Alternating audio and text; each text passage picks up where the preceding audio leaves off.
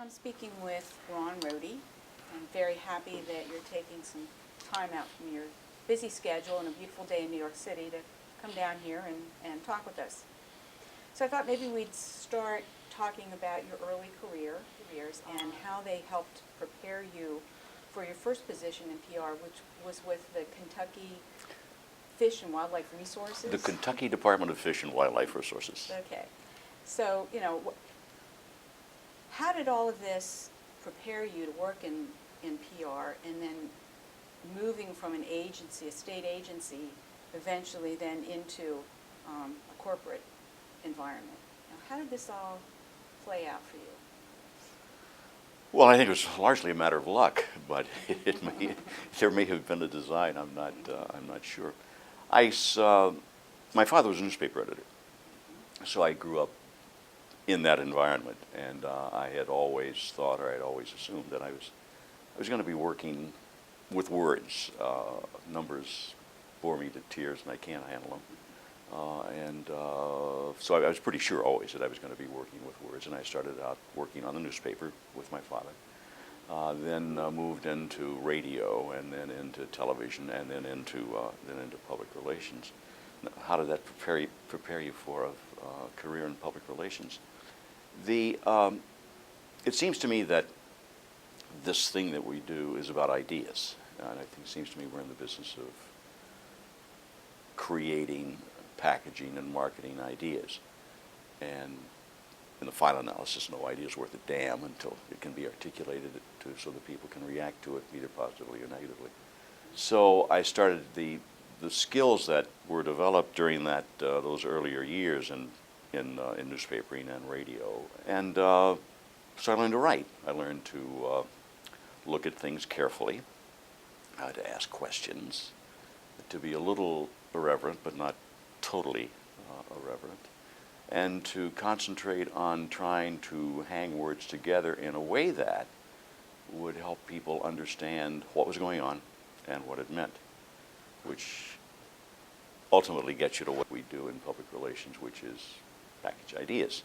It will be interesting for me to see how some of the others have answered this question, because I'm a writer by trade. Or that's the way I look at myself, as a writer by trade, do lots of other things. Others of my peers I know don't consider themselves to be that. And so I'll be curious to see how they answer that particular question.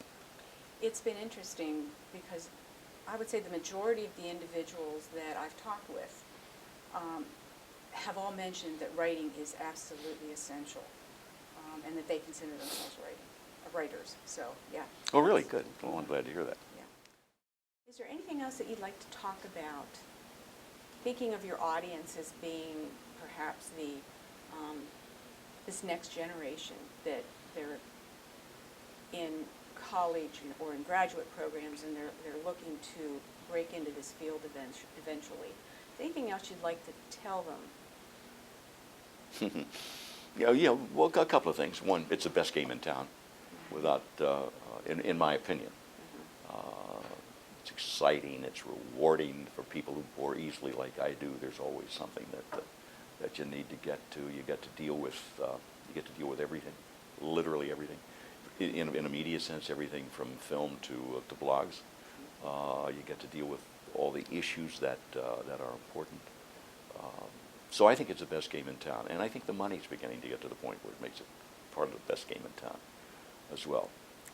There's that. The other thing I would say, not to professional, not to practice people who are practicing, but maybe to some extent, is that we have a tendency, or sometimes we've had a tendency, to be very defensive about this activity, profession, craft, trade. And that's dead wrong, because what we do is very, very important. And it's important because what we do makes a difference in what people know and what they think, and consequently how they act. And it is a tremendously important function. Not to be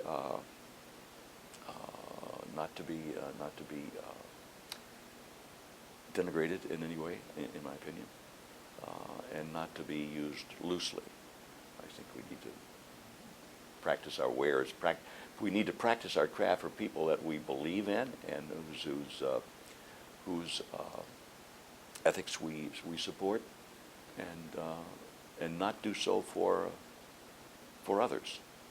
So it's there are those things. I think is very, very important. One of the I think, as long as I'm rambling here, there have been a couple of things that have disturbed me about the field overall. I think our people, by and large, have not been nearly assertive enough. In senior circles, when you're sitting there with the chief counsel and the chief labor relations guy and the CEO, and people are making public relations judgments in this environment, I think our people don't often enough say, "I'm the expert. I'll make those decisions." I had, pardon me, a very good friend, chief counsel at Kaiser Aluminum while I was there, Bob Turner. I had this deal: you get to make all the public relations decisions, and I'm going to make all the legal decisions, and that worked.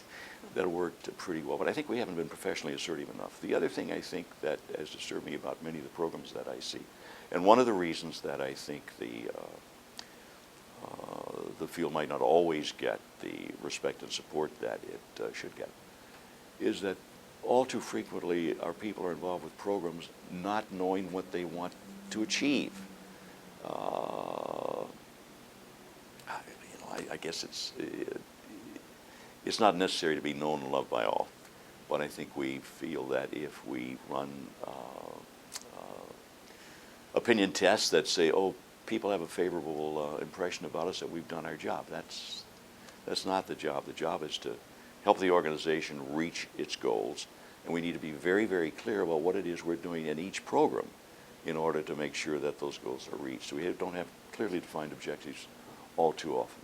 And I think those clearly defined objectives, understood by the senior line management of the company, when achieved, add real stature to the organization. Well, I want to thank you for taking the subway all the way here and spending some time. I appreciate it very much, and Pleasure. I think your comments will be very, very valuable when added into our collection. Thank you. Thank you.